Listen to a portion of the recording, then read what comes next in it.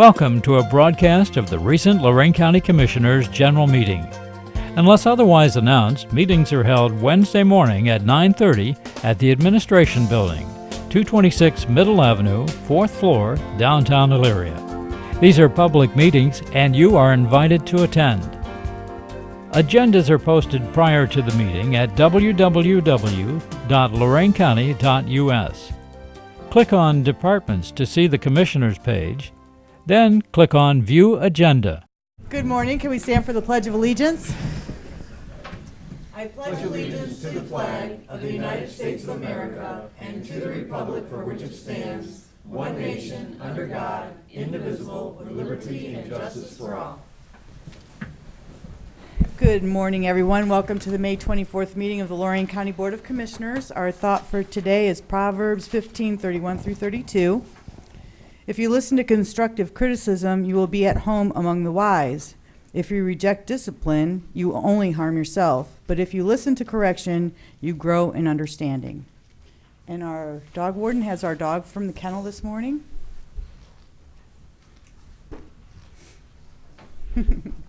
Oh. This is kennel number 17. It's a boxer pit mix, maybe a little ridgeback. About 7 months old, available today, kennel 17. We have 10 dogs, 10 dogs at the kennel. Come see us, thank you. I think the Bar Association needs a mascot. No, Jeannie? He doesn't want to go. He wants to stay with Ted. I'm not going. Right.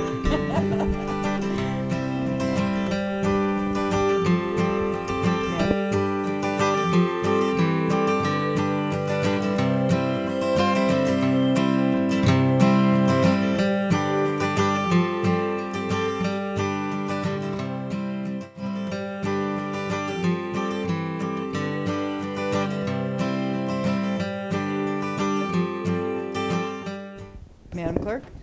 We have several presentations today. 9:45 Brownfield Area-Wide Planning Grant, 9:55 Visitors Bureau for the Restaurant Week, and 10:05 Court-Appointed Counsel Indigent Attorney Fees. Okay. So under resolutions, number 1, investments. So moved. Second. Discussion. Ms. Kowski. Aye. Mr. Kalo. Aye. Mr. Lundy. Aye. Appropriations. So moved. Second. Discussion. Ms. Kowski. Aye. Mr. Kalo. Aye. Mr. Lundy. Aye. Transfers. So moved. Second. Discussion. Ms. Kowski. Aye. Mr. Kalo. Aye. Mr. Lundy. Aye. No advances, no repayments, requisitions. So moved. Second. Discussion. Ms. Kowski. Aye. Mr. Kalo. Aye. Mr. Lundy. Aye. Travel. So moved. Second. Discussion. Ms. Kowski. Aye. Mr. Kalo. Aye. Mr. Lundy. Aye. Bills. So moved. Second. Discussion. Ms. Kowski. Aye. Mr. Kalo. Aye. Mr. Lundy. Aye. Under the airport, award contract to Axtels Inc., Pennsylvania, in the amount of $43,847 for the runway 725 pavement marking project. 4 bids were opened on May 2nd, this being the most responsive, complying with specifications. Issue notice to proceed on or before July 10th, complete within 45 days. Authorize administrator to notify the auditor to release retainage at completion of the project. And no doubt aviation reimbursement grant is $95,500. So moved. Second. Discussion. Just to explain the 95.5, we got $2 grand into this, so we get about $41,000 in money for the airport from the feds. Well, let me also explain that the $2,000 is not general fund money either. It's money from growing corn. Okay. So least we be criticized again about the operations Right. at the airport. The amount of general fund money that normally goes into the airport, except when we are able to leverage for additional grant dollars, and most times we can also find the match from our resources out there, is about $50,000 a year. Lots of people have been purporting that we're putting $650,000, $700,000, sometimes $1 million into the airport. That's because they don't know how to read a budget. They look at the macro numbers and they assume that that money is all coming from one source, and that must be from the general fund of the county. We bring in about 120 or 130,000 in revenue from farming, allowing the land to be farmed around the runways. We also have fees for tie downs and fuel fees, and so we do make revenue off the FBO at the airport, plus other revenue generation, such as when we have Bendix use the taxiways for their braking equipment testing, and we've done some things with the college with their police driving skills, and so we're always looking for additional revenue streams. Not to leave out that the federal government gives us a minimum of $150,000 a year towards maintenance at the airport, which, quite frankly, you've heard me say many times is very inadequate, but we have been able to penetrate more deeply into other grant funds with them, which requires that 5% match. So when anybody's pulling up our overall budget, you need to look at the sources of revenue, not just the expenditures, to find out where the funds are coming from. Very few of those funds that operate the airport are coming from local sources. Well, this past week, I actually looked at our Ohio checkbook that's online, and it is hard to decipher that. Even knowing the budget, it doesn't really say where the money's coming from. I understand. So if they're looking at that, like it showed we spent $2 million on transit, and we know we only gave them 50. So we're just bringing a lot more money in from the little bit that we're putting out. That's the problem with putting the budgets online. I think the transparency is excellent. I think it's necessary, but most people don't understand it. So they look at the overall number. They go, look, they spent $2 million on transit. Yes, we did. Where did the $2 million for transit come from? $50,000 came from a local source, from the general fund, which would be from, could be from the sales tax. It could be from inside millage. It could be from the LGRF. So be it, but it came from the general fund. The other $1,950,000 was generated on fare box, federal funds, ODOT funds, revenue from advertising, various operations. We do special runs with, say, the Metro Parks or other activities, as you know, on occasion.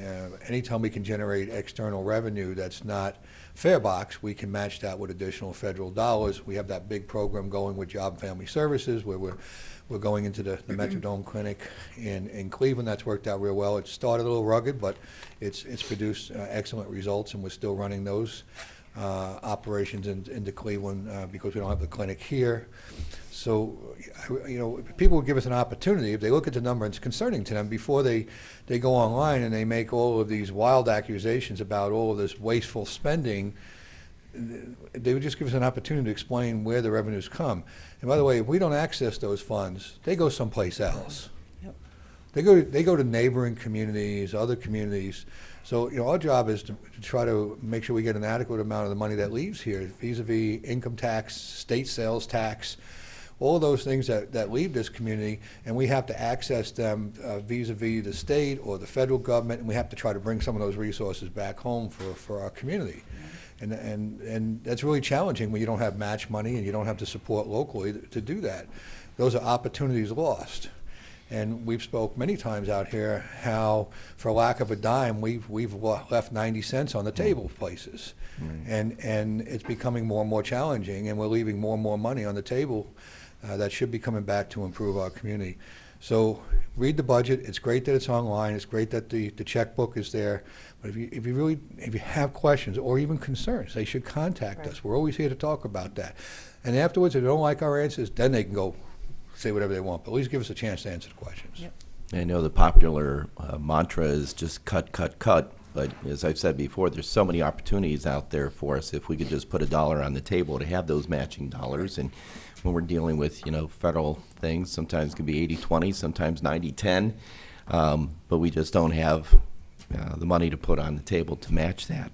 But I can't stress enough, it seems like every time I see a letter to the editor being critical of how we're spending taxpayer money here, I'll go around and ask Lisa and Tony and Teresa and even Sandy and say, hey, did you ever get a call from Mr. So-and-so, or did you ever get an email from Mrs. So-and-so? Nope, never heard from them.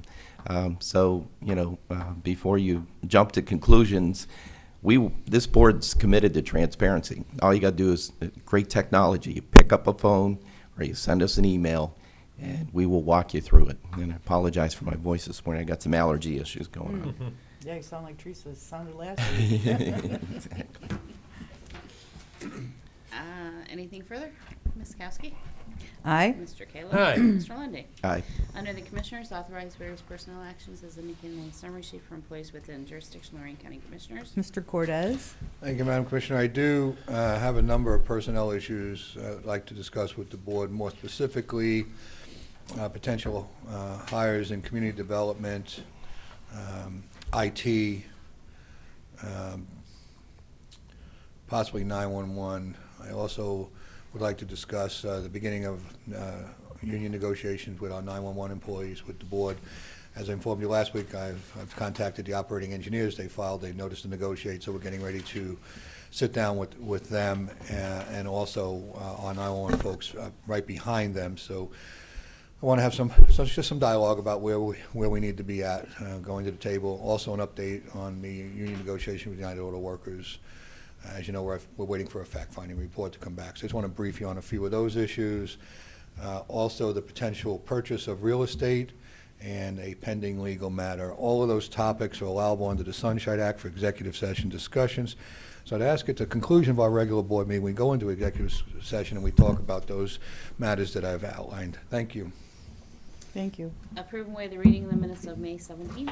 So moved. Second. Discussion. Ms. Kowski? Aye. Mr. Kayla? Aye. Mr. Lundy. Aye. Authorize payment of $1,000 to Boyle and Cool Funerals, Lorain, for indigent veteran David M. Schmoke, Lorain, in accordance with the ORC 5901.25. So moved. Second. Discussion. Ms. Kowski? Aye. Mr. Kayla? Aye. Mr. Lundy. Aye. Community Development, request for RFPs for qualified planning firms to carry out US EPA-funded Brownfield area-wide planning grant activities. Notice to be in the Chronicle on May 26th and submit by June 23rd at 4 p.m. So moved. Second. Discussion. Ms. Kowski? Aye. Mr. Kayla? Aye. Mr. Lundy. Aye. Solid Waste, under in contract with Lorain County General Health District for the year 2017 in the amount of $14,166.67 per month for enforcement and monitoring services. So moved. Second. Discussion. Ms. Kowski? Aye. Mr. Kayla? Aye. Mr. Lundy. Aye. Enter in a HHW program contractual agreement with Ross Environmental Services, Inc., Elyria, for household hazardous waste transportation, recycling, and disposal services until December 31st, 2019. So moved. Second. Discussion. Can we, just a little bit? Sure. Sure. You want to talk about how we got here? Well, how we got here and back to the health department, I want to thank Dave Cole and Keith Bailey. I sent them back to the table several times on this contract. I think Keith's here. I was okay. I was okay. You just startled me. That's all. You jumped out of your chair. I thought you were running away from home. I was like, what did I do here? I wasn't satisfied with the first few versions of what was going to be done between the parties with solid waste and the health department. There seemed to be a lot of duplication and overlapping. They worked at it, and I think they're hammering out a really good agreement that will provide for good coverage of the community and not duplicate a lot of the services, so we'll get more stretch out of the dollars. Secondly, with regard to the hazardous household waste, we went a little deeper into the reeds. We had some competition from out-of-county companies, out-of-state companies that wanted to take that business. But as you know, we have a really huge company here with Ross Environmental. They employ a lot of folks in Lorain County. They're a good community company. Their entrepreneurial spirit is big. They've brought up a lot of stuff around them. They're expanding. They got an industrial park, and they're philanthropic in the community. So their bids weren't as competitive, and we sought to find out why. They're right here. And the board sent me out, and I worked with Mr. Bailey on that. He worked with them. A little bit of a challenge. The lawyers are a little tough on both sides of the table, trying to figure out how we could get some things done. But we were able to reach a satisfactory conclusion on that and keep this business here and keep our dollars in Lorain County. And that's the kind of efforts we need to continue to make with our local companies and our local businesses.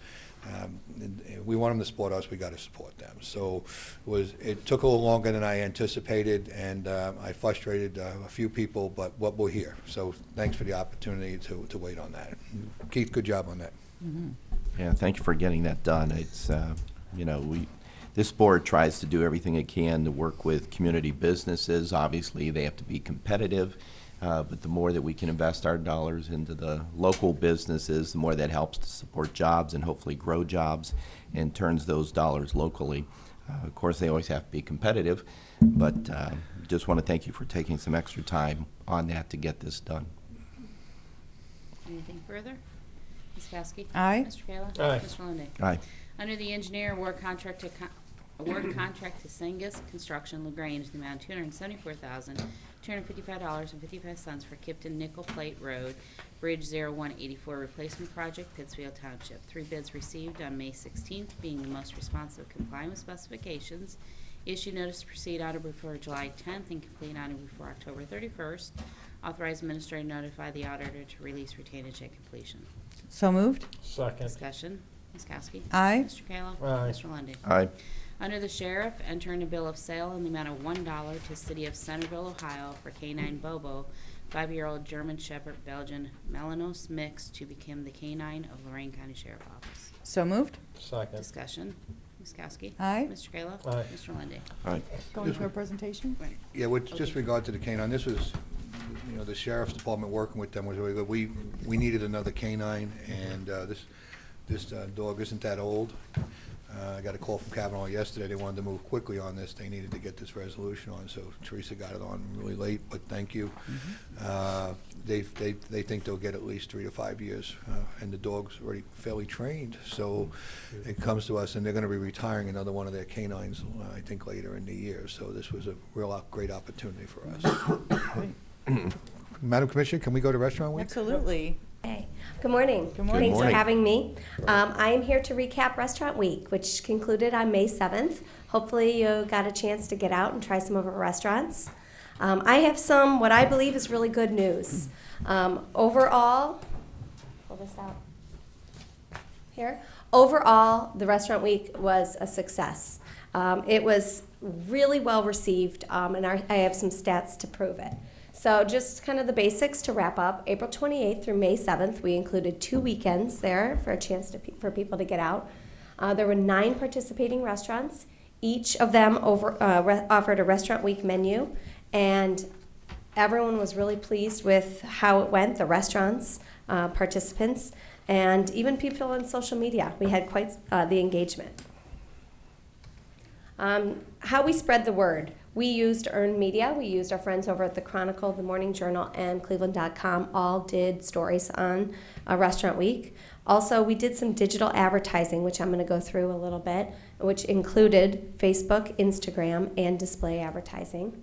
We also did our own organic social media posts and called upon all of the participating restaurants to also continuously post throughout the week. And then we also did some purchase radio with some local radio stations. So, for example, here's the first thing. This is display advertising. If you look at the example that I gave, this is in Better Recipes. So we targeted people within the surrounding counties of Lorain that were in a certain demographic, age range, etc. And we looked at people that were interested or had a search history of food, recipes, etc. So what we kind of classified in a digital age as foodies. Bottom line, what I wanted to show you was that our click-through rate, display click-through rates are always pretty low. If you think about when you're on the internet, how many ads pop up to get you to actually click through. But our click-through rate was above benchmark there. So that's what I took as a good thing.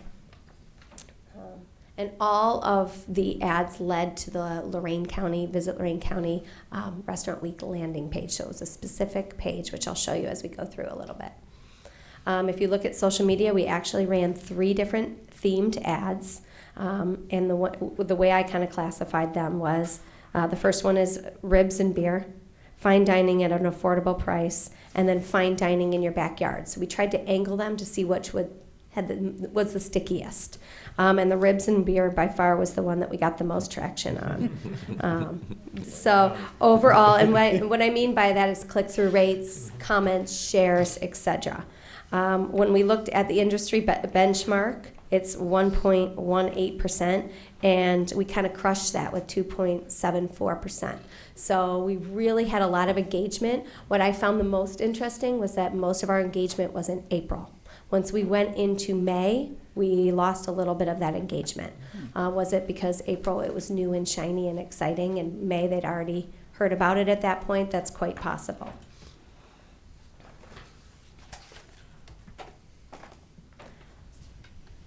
Here's just a little bit more. It talks about the impressions. When we look at this, we actually, sorry about that. When we looked at the ribs and beer, here I want to just run through. Almost 100,000 people saw this. 100,000 eyeballs were able to get on this. Close to 3,000 actions, shares, comments, likes, etc. And then 3,600 or so clicked on the ads. So that's a great response. And it's really nice to be able to track that as well. If you look at the landing page there, like I said, we had a very specific page that we drove all the traffic to. That page provided information on this Dinner on Us, which was the reward incentive that we offered. It also provided information on participating restaurants and the menus, and then it linked to their website, and it allowed people to contact us for more information. Over the last 30 days, that page alone got 3,700 views, just over 3,700 page views, which when I started, just to kind of give you a little insight, when I started last May, before that, the beginning part of the year, we had received less than 4,000 page views on our main page. So we really hit it big. On the first day of Restaurant Week alone, we recorded 520 people landing on that page. We did a couple different ways to measure our success. We asked all of the restaurants to create a button in their computer for the Restaurant Week item so that we could go ahead and actually tally how many Restaurant Week meals were sold. I have to point out there are 3 restaurants that did not report after numerous requests, but these are the reportings that we came in with. This actually was very, very interesting to us, but Nemo Grill was by far the top with 341 restaurant meals sold. Overall, we had over 800 Restaurant Week meals sold in about a 10-day period. So that's pretty phenomenal. Bistro 83 came in next with 200, and Parker's came in shortly after that. Our lowest reported Restaurant Week meals were 8 at 1833. And then, like I said, we're looking at another way to gauge. We had the Dinner our entry cards, as we said. Of that, we received 86, which is about a 10% response, which in the marketing world is a really good response. I did, excuse my typo here, 31 participants ate at 2 restaurants. 55 participants ate at 1 restaurant, so I just flipped those. And then I actually listed, now this is the entry card data, so you can actually see how many folks had those restaurants listed on their entry card.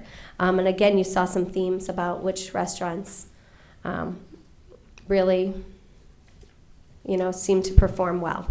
Well, I think, Jen, you can take the Coles, Cork, and Jackalope. At least they had 51 more you could report because they did have Restaurant Week cards. They did, yes, absolutely. Yeah, it's a shame. I really would have liked to see those numbers because according to the entry cards, they did well. I'll call the owners. Thank you. And I think what's important to note is, for this program to be successful, it's really critical that the wait staff actually, facilitate the important components of it. I went to, 2 of the restaurants. One of them, just as an observer, I'm not saying anything to anybody, just observing how they're processing the whole thing. And the one restaurant didn't even give me a card. So, that's why I think there's no question that our numbers are probably even better than what we're seeing here. I agree, and I had a similar experience. The engagement of the restaurant, the frontline staff, the front of the house management, and the wait staff was absolutely critical. And there's some restaurants that hit that out of the park. And then there's some restaurants, this is your one, and I think we know where we can improve. One area we can improve next year. And let's not forget to explain to the commissioners that we did give them a script.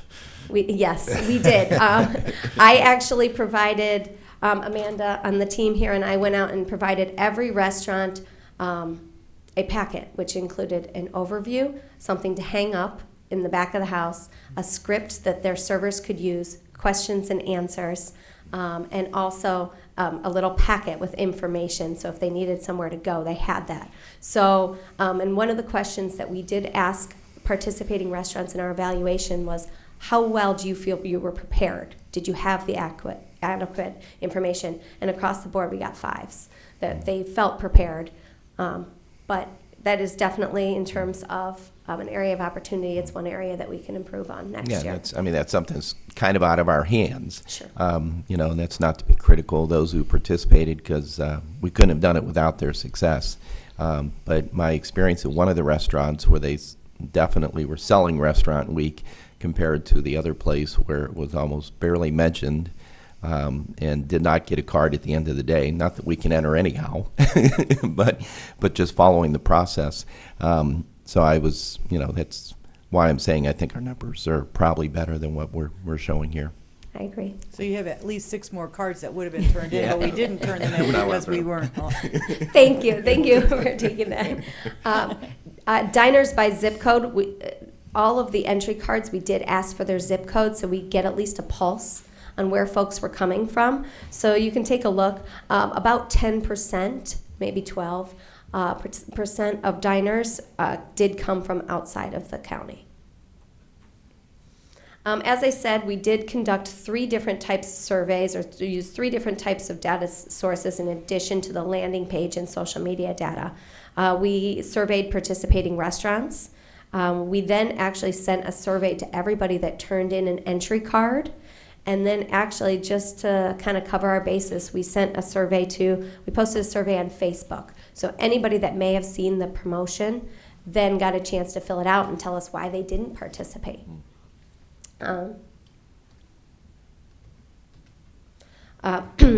Increase in diners. This is reported by the restaurants. During that time period specifically, the increase of diners that they saw during their facility. And as you can see, a Nemo Grill correlates with the information that we see, is that they saw an increase in about 25% during that time period. Bistro 83 is right there, and Parker's. And of course, on that survey, then I turned and asked them if that increase in diners equated in revenue. And how that worked in terms of how they structured their Restaurant Week meal special that week. And in most cases, it did equate in an increase in revenue. I will specifically talk about Parker's, where they stated that they may have lost a little on one dish, but made it up on another. So that question allowed the participants to kind of reflect and look at the cost of their food and see how they would structure that again next year. So for instance, one of the participating restaurants offered 4 courses, and that made them reflect and say, we offered too much food. And that was one of the places I ate, and it was a little bit too much food. And just more insight for us. When we asked the folks that turned in their entry cards, how did you hear about Restaurant Week? 35% friends and family. Social media came in right after that. And then advertising. What we actually figured is that people don't know the difference between advertising and social media, so that kind of blended a lot together because some of the social media that they saw was advertising. And then we were curious did this attract people to go to a new restaurant? And it looks overall that they did. A lot of people for the first time tried strip. Jackalope, a lot of people actually made the trip to Jackalope to try Jackalopes. So it did give us a little bit of incentives that people were using this as an opportunity to get in there and test the restaurants. So, and what I would ask is that we would do the drawing for some of the winners of the Dinner on Us special. But before we do that, maybe I can ask if there's any questions or anything I failed to address. No, wonderful job, Jen. I think it turned out real well. Most of the response from the owners was good. So. Yes, thank you. Yeah, I just want to thank you for all that you're doing, and I know you work closely with our county administrator, Jim Cordes, who's our local foodie here, and and I know you had a lot of things going on at the same time, trying to get our new book out for the Visitors Bureau, so plenty of stuff on your plate. But I think this is a great launch. We certainly are living and learning from it. And hope to, I believe we're going to try to repeat this somewhat in the fall. We're going to have another one in the fall. We're going to add a second component. There's probably going to be a fine dining and then maybe a cheap eats component. So that How about casual eats? we'll see. Yesterday you accused me of being eloquent, so Yeah, I just you blew it today. I was just getting back into proper fashion, but something along those. And you can look at the diners, dives and drives, and the way they do those things. Foodies they don't know boundaries. They go a long way for an opportunity. So we're gonna layer on an additional component this fall, which we were targeting late October, early November, right? That's what we were discussing. So we'll have more time to prep. I think the restaurants will have more time to prep. We'll get a little more training going. A little bit more involvement. There's a few more restaurants we'd like to involve this time. I think that we have a couple of these, and it'll catch fire, and it'll start bringing its own life once the branding's out there. I think we're going to continue to use the same branding. I don't really want to go away from that. I think if we change that, that'll be problematic. But look forward for more to come. And I think especially when we're marketing to people outside the county, because so many folks are used to when they go to Cleveland having to pay for parking to go and eat. Sometimes parking's almost as much as one of the dishes. So I think the more we can stress that is helpful. But I thought this was a very successful launch, and looking forward to fine-tuning it so it's even more successful in the fall. But there was a gentleman speaking recently at Lorain County Community College. He was talking about how Pittsburgh's becoming quite an attraction for foodies.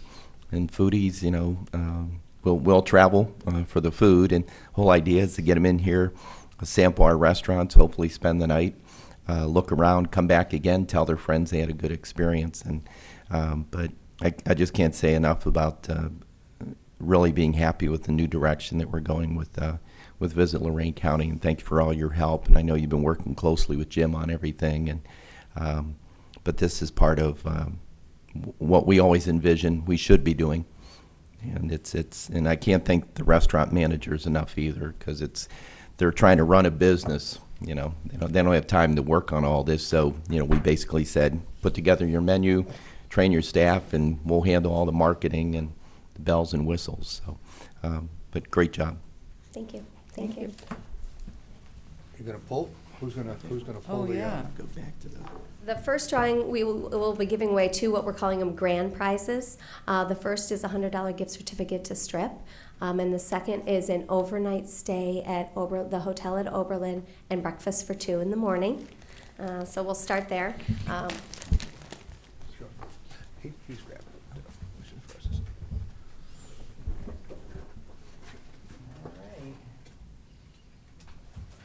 Is that 2 stuck together? There's All your right. two winners. There's Strip in your hand. Oh, they're the same. Dave Markovich. They were stuck together. They were stapled together. They're both the same person. Oh, he ate it too and received 2 separate cards. Two So separate perfect. cards. That's one. Okay. That's the winner of the Strip gift card. Okay. Okay. We'll let Ted pick another one. Okay. Sure. Doesn't say Bill Willis. Bill likes fine food too. Russ Flynn. Okay. Doesn't say where he lives at, but there you go. Thank you. Thank you. Let me put this down here.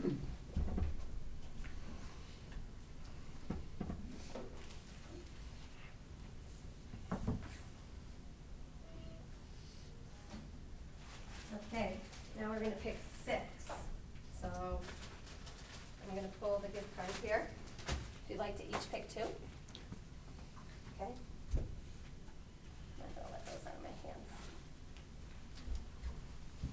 This is for the unicorn. Unicorn restaurant. Okay. You want me to pull 2 now? You can? Two. Let's do 2 and 2. We have Beryl Palnick, Palnik, and a Kyle Neff. Okay, thank you.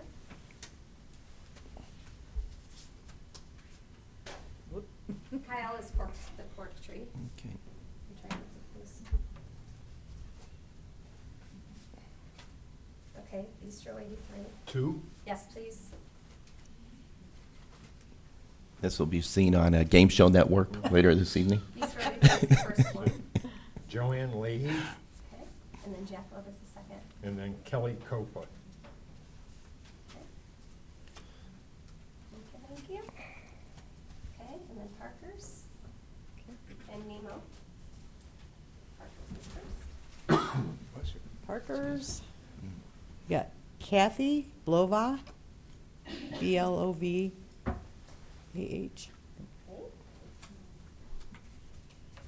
And this is the last one. Tony Copa. Didn't you just pull Tony I Copa? pulled a Copa, I don't remember what the first name was. No, I think it Kelly. was Kelly Kelly. Copa. Oh, they get 2. Going to dinner twice. Jen, will you make sure you give all that information to Sandy before we leave? I want to get that on social media this afternoon Sure. about the winners. Absolutely. I also want to point out that getting the gift certificates and doing the rewards piece was Jen's idea. They don't do that in Cleveland with their restaurant week.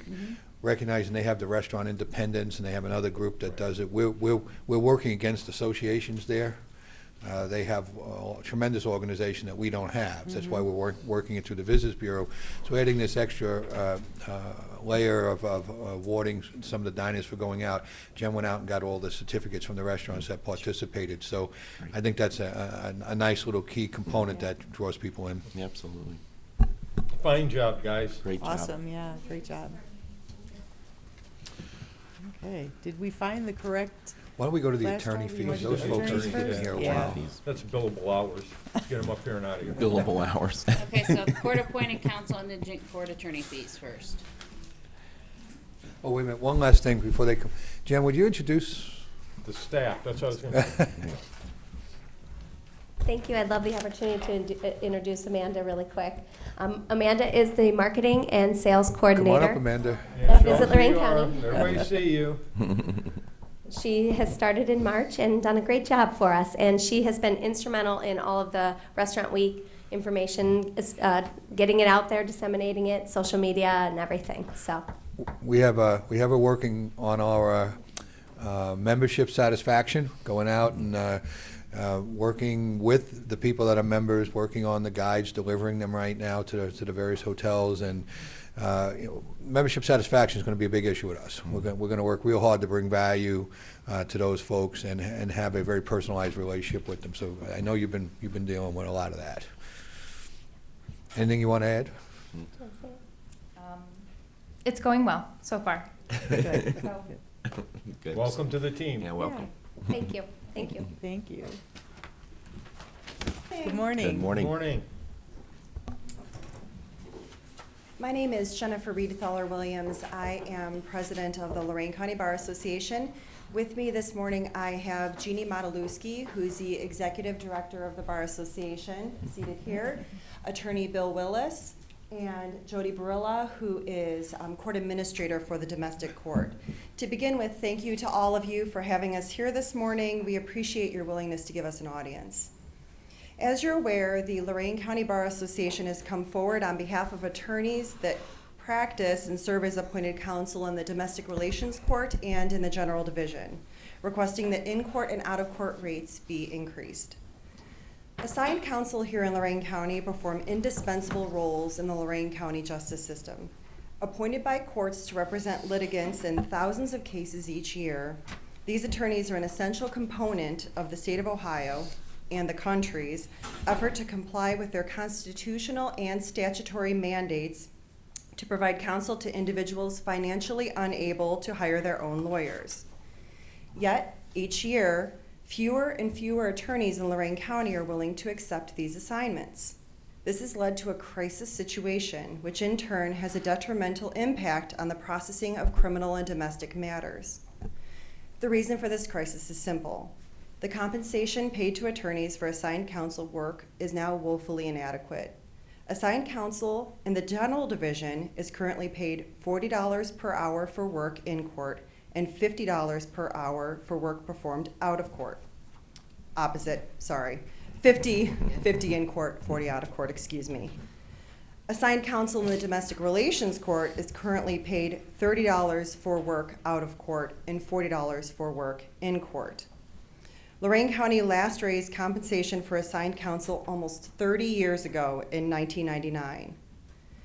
As a bit of a history lesson, all criminal defendants in the state of Ohio, not merely those charged with felonies, have a right to assignment of counsel if they aren't able to afford one, beginning at the time of arraignment. Statutory mandates require that juvenile delinquents charged with felonies be appointed counsel. We don't have a choice.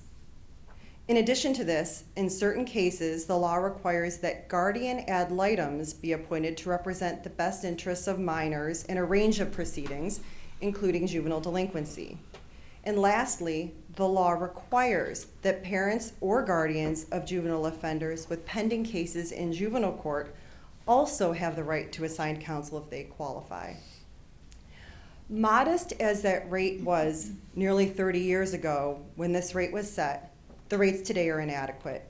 Notwithstanding cost of living increases, Lorain County now pays its assigned counsel an hourly rate that is lower than surrounding counties of similar size. For example, in the 6 surrounding like-sized counties in the state of Ohio, the rates are generally, on the low end, $40 out of court, $50 in court. There are counties in the state of Ohio that are like-sized, with like-size makeup also, that are paying $50 out of court, $60 in court, and that's juvenile. For the general division, in like-sized counties in the state of Ohio, very generally, $60 in court, $50 out of court, which is actually what the Ohio Public Defender rate is for reimbursement. We're low. Jen, can I chime in? Yes, halfway absolutely. Through? I've been working on this about 2.5 years. I serve on a committee through the Commissioners Association of Ohio. Yeah. We're always the poster child for indigent defense, how poorly we take care of our attorneys and how difficult it is to get representation. So, I mean, between the discussions we've had, and we're extremely low. It was since 1990, not 1999, though, if they're writing it down, the press. 1990 was the last increase. Okay. I saw you write, Thank Lisa, you. and you said Thank 99, you. so. Writing and recording, not Okay, all right. Well, it's 1990, though, for clarification, so 27 years ago. And we've had discussions. I like participation. Jen and Jody, Jeannie, of course, Bill Willis, who's been, 2.5 years beating me up on this, so I appreciate that.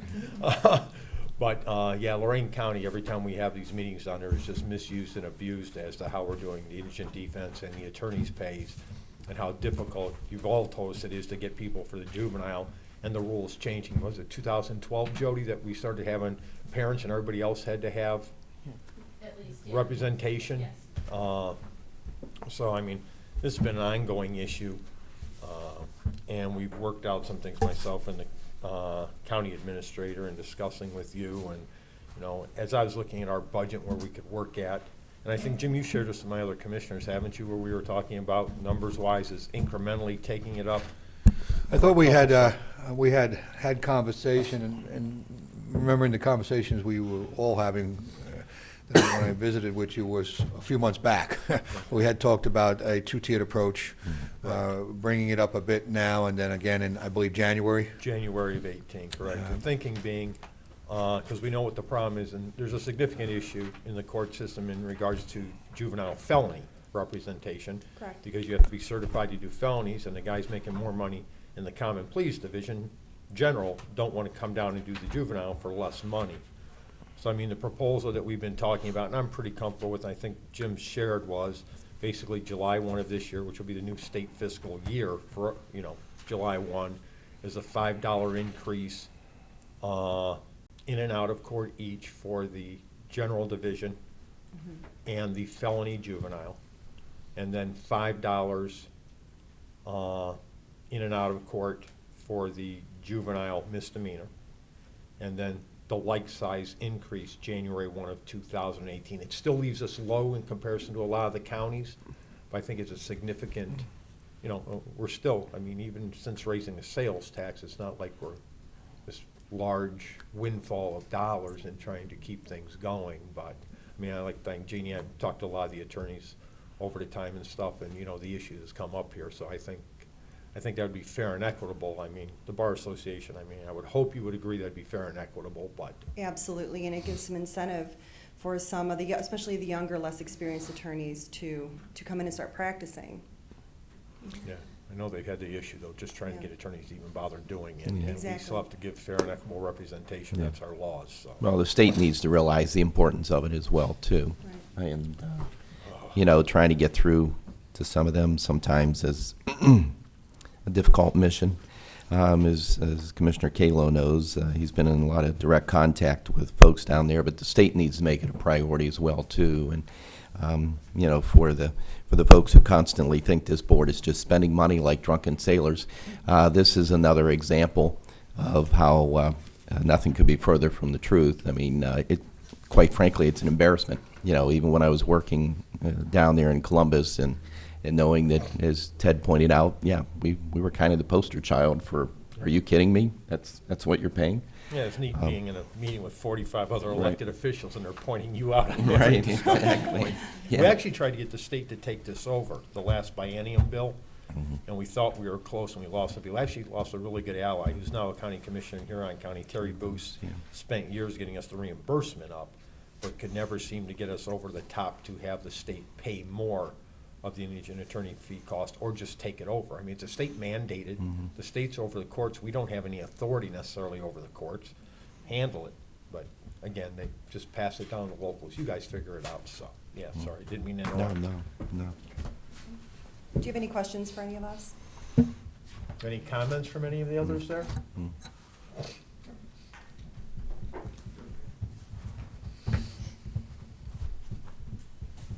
I just want to say, obviously, on behalf of the Domestic Relations Court, that we are in support of the request, and we very much appreciate you considering this and really paying some close attention to it, because it has been a struggle for us, and hopefully it'll be a little less of a struggle for us, but we just appreciate the recognition.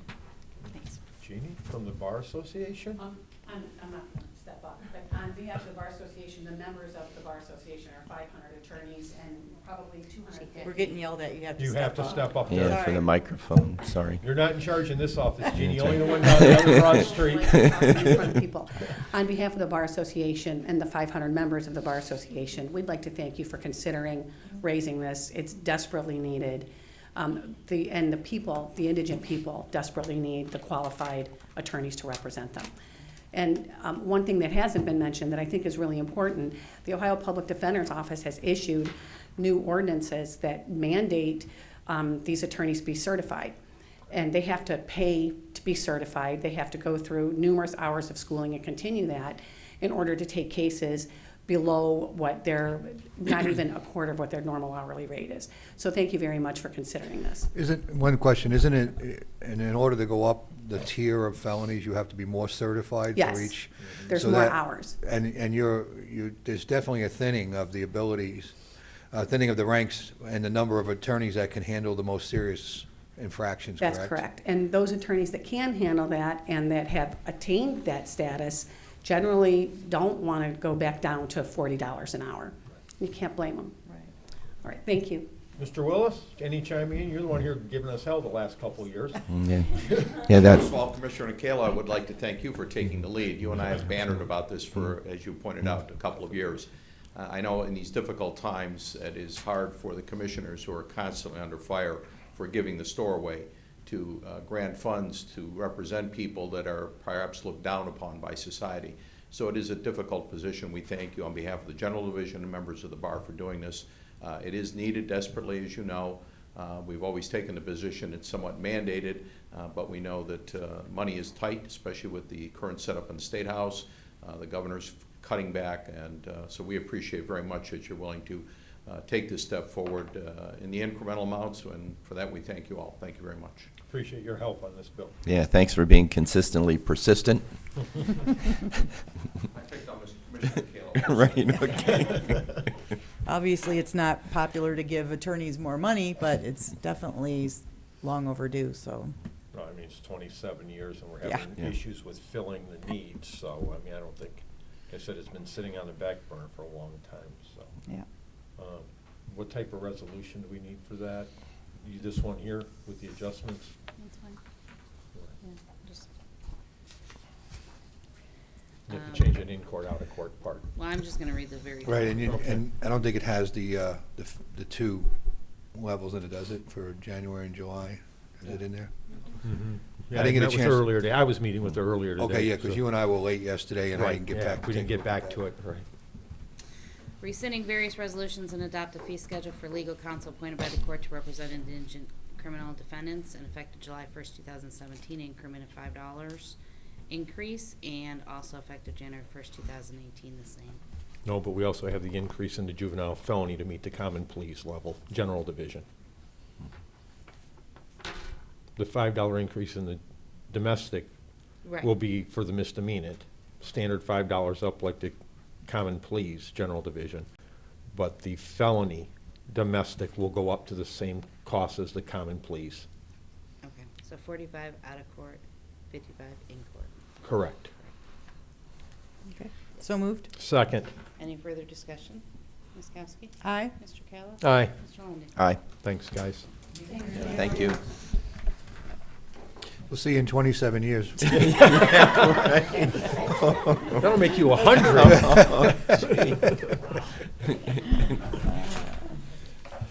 Okay, Max, are you ready Max, now? Do we have the right one, or are we going to do this next week? Okay. So while Ernie's pulling up the presentation, just a little bit of background on the presentation itself. As you guys are aware, we were awarded the Brownfield Planning Grant from the US EPA. We're actually one of only 19 communities in the entire country to get this grant. And in the 6-state region of Region 5 of the EPA, there was only 3 awards, and the commissioners, we were lucky enough to be one of those awards. We weren't lucky enough. You guys did good work on your Right. application, so let's drop the word lucky and say you guys were skilled at getting us some money. Thank you.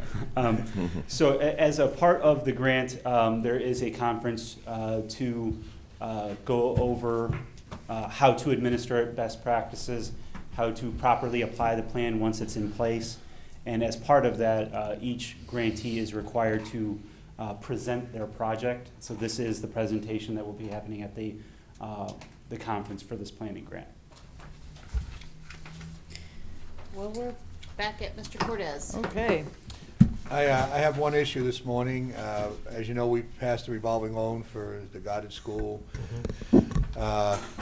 They have worked with the folks that franchise the names, and they've been able to use the same franchise license for both schools now rather than having to have separate ones. So it's a bit of a change in the loan. Jerry, you want to come up and explain it, and I'll pass it. This came to me late yesterday. We just want to get it done. Saves $15,000 for the developer. So we just want to modify the resolution a little bit.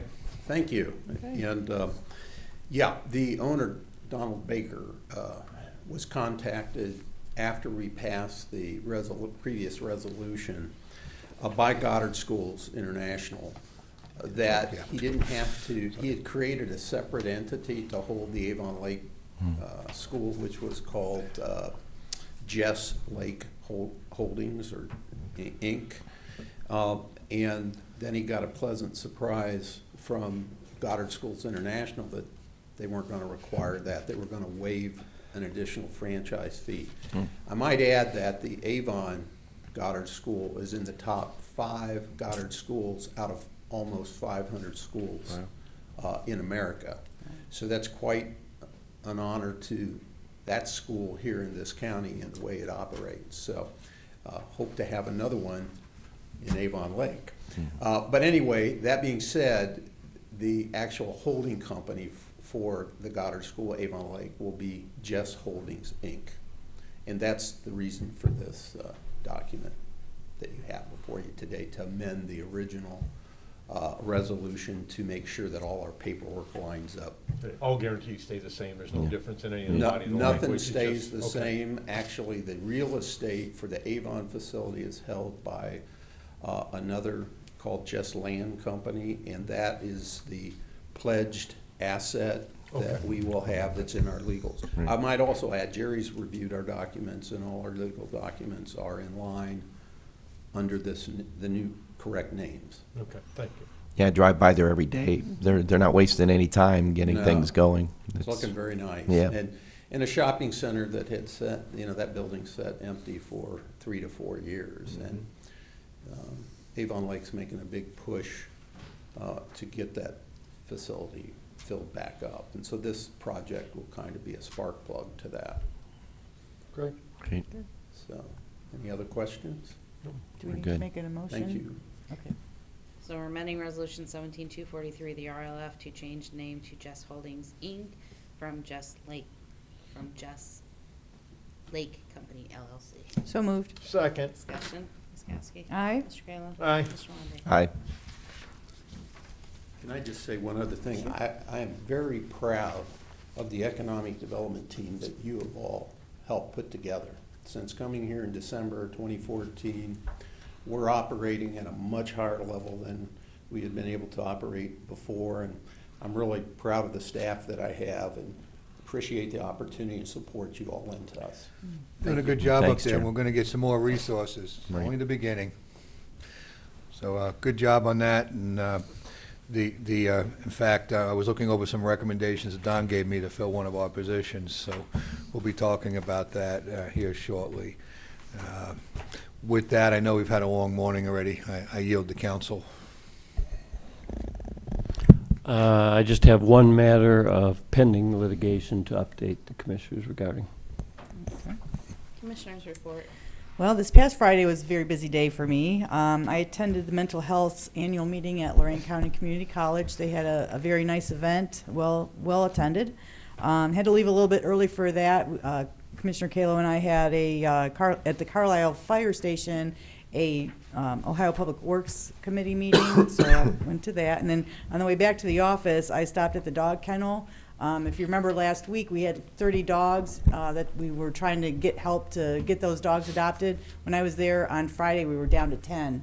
And most of those got adopted quickly, too. They had 3 beautiful huskies with bright blue eyes, and 2 of them were related, and they both went out together, so that was good.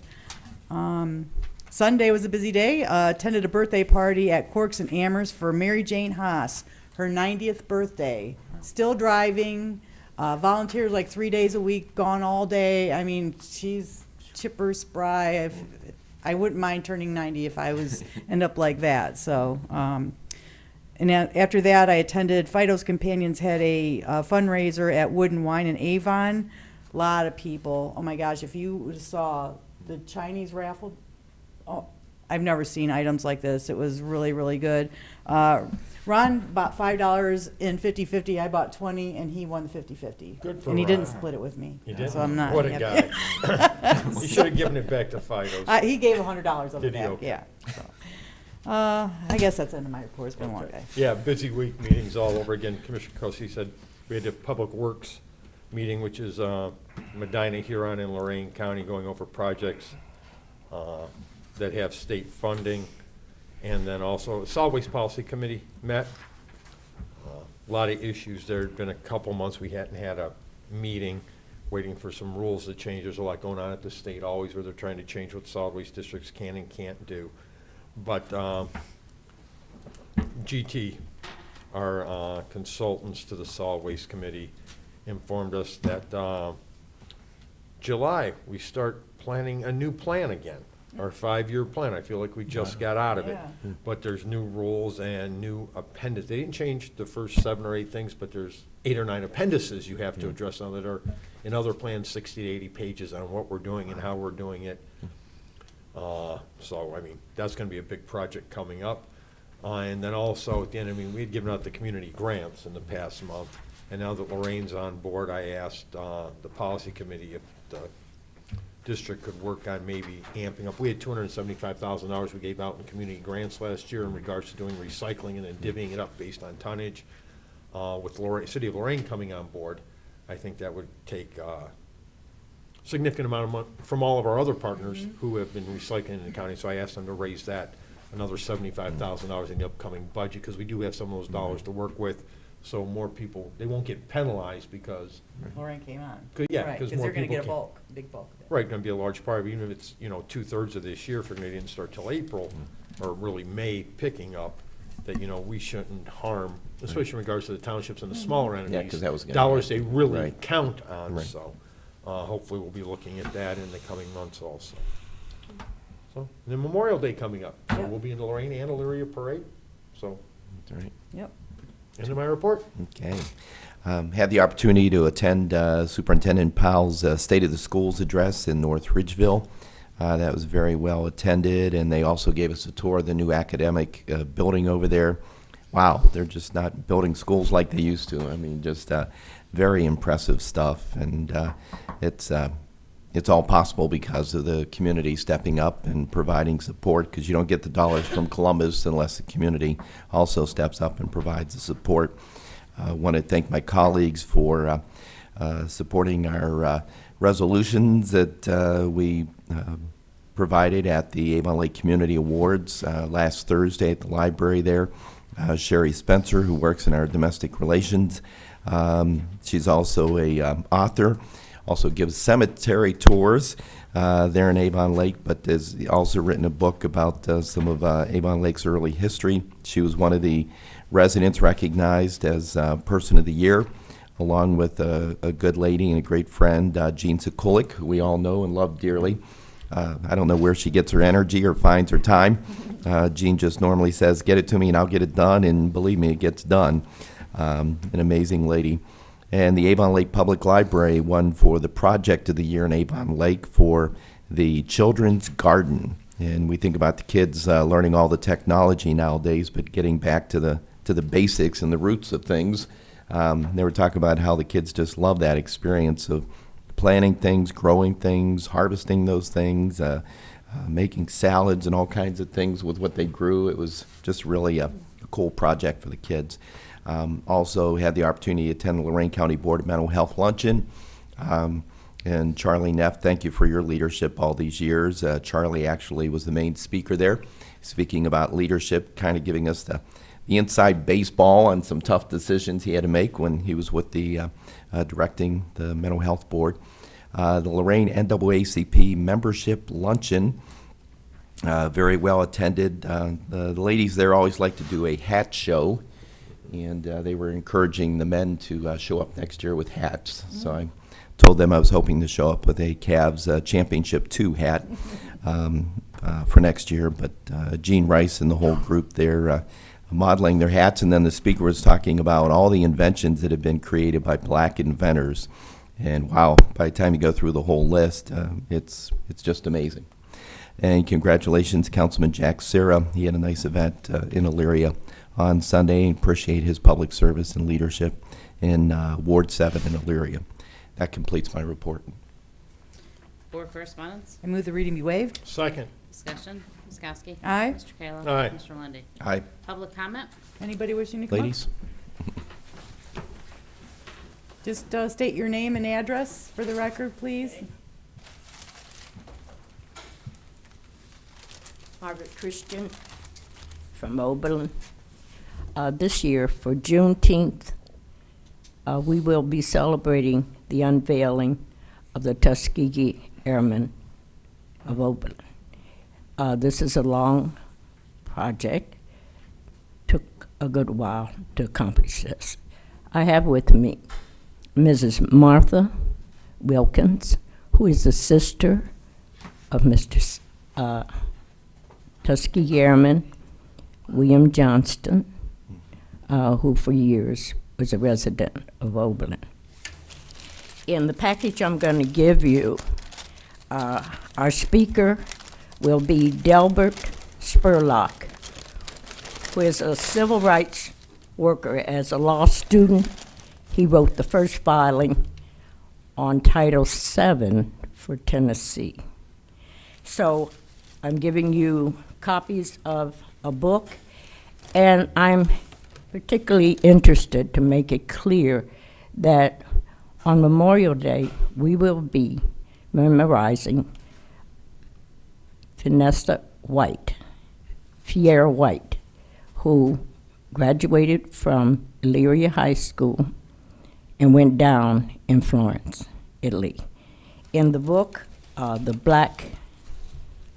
Tuskegee Airmen, he is in there. I'm leaving this book hoping that it'll get to Elyria High School so they'll know that they did have a Tuskegee Airman. And we will be memorializing at Wright Park. And the other figures that will be there will be in Martin Luther King Park. And the performance, it starts at 10 o'clock, 10:30. So we want to recognize they've been hidden for a long time.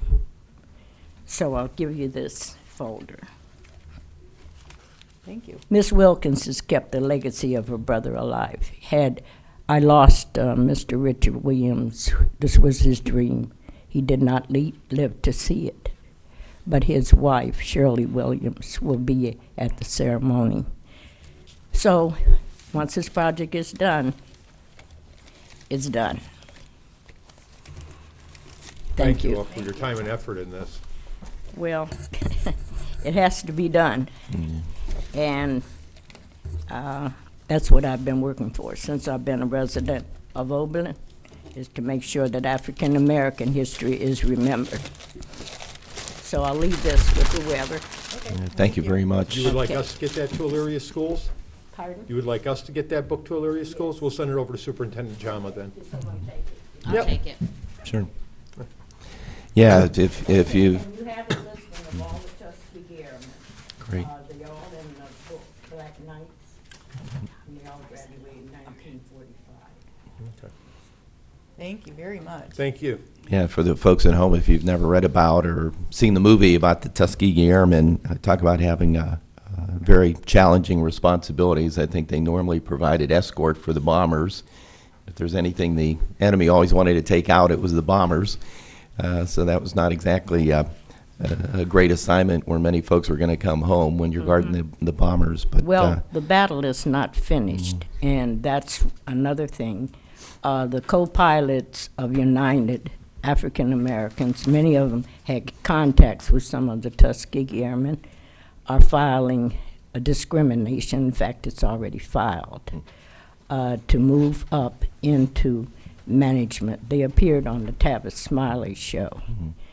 And so, these, including her brother, when they came out, they had another battle.